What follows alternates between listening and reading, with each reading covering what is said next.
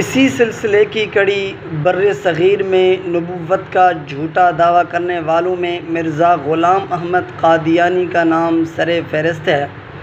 ہندوستان میں برطانوی عملداری کی وجہ سے پھلنے پھولنے کا موقع ملا۔ مرزا غلام احمد قادیانی نے 1891 میں مسیح موعود اور 1901 میں نبی ہونے کا دعویٰ کیا۔ علماء امت نے اس فتنے کے تعاقب اور استئصال کے لیے کوئی بھی کسر نہیں چھوڑی، مگر انگریز کی سرپرستی کے باعث یہ فتنہ سرطان کے مانند بڑھتا چلا گیا۔ تاہم علماء کرام کے بروقت انتباہ اور جد و جہد کی برکت سے تمام مسلمانوں نے قادیانی دجل و فریب کی حقیقت سمجھنے لگے اور امت کے اجتماعی ضمیر نے انہیں ملت کے غداروں کی صف میں شمار کیا۔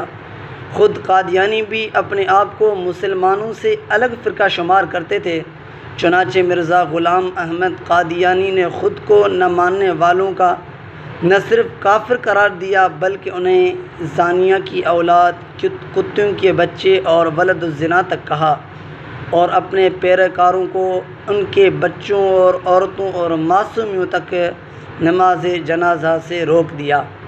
حقیقت یہ ہے کہ امت مسلمہ کی وحدت عقید ختم نبوت پر استوار ہے۔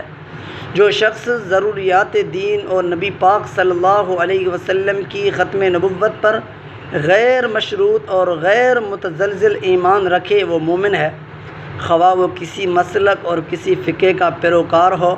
لیکن جو شخص اس وحدت کو توڑتا ہے اور ذلی بروزی وغیرہ کی آڑ میں ختم نبوت کا انکار کرتا ہے، اس کا رشتہ امت محمدیہ سے منقطع ہو جاتا ہے۔